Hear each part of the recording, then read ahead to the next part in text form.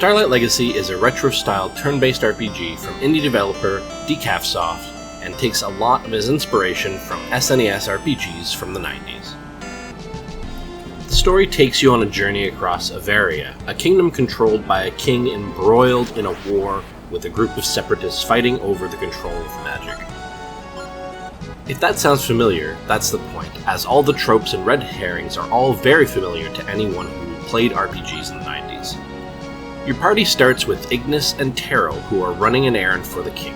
They encounter their final party member, Frida, during this errand, and shenanigans ensue.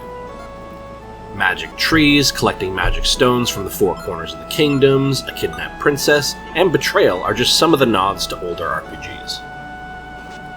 The gameplay feels as you would expect from a turn-based RPG.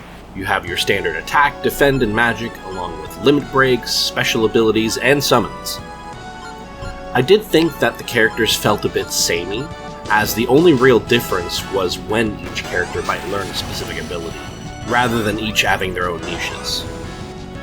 The overworld feels very much like a standard RPG Maker style, though one of the things that sets Starlight Legacy apart is the Mode 7 graphics used once you get the ability to fly around the world.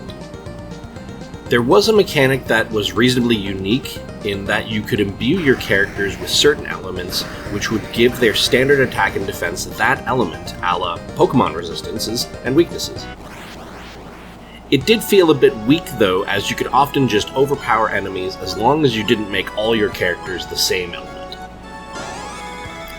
One detractor was the magic system, with a number of status ailments and elements to think about. Being stuck with only 4 magic slots per character became very restrictive. Suppose you're in an area where enemies use curse, poison, and are weak against ice. You'd really want to have cures for both ailments, ice magic on top of healing, revive, buffs, debuffs. Oftentimes I found myself ignoring ailments, buffs, and debuffs, and just powering through with element weaknesses and heals. This is a fairly minor critique of an overall great experience though. Probably one of the best things about this game is the retro graphics, which again takes influence from Pokemon with its bright colors and characters and enemy sprite art. This really takes you back to the SNES era of vibrant pixel art and Mode 7 graphics. Similarly, the music and sound effects fit well with the feel of the game.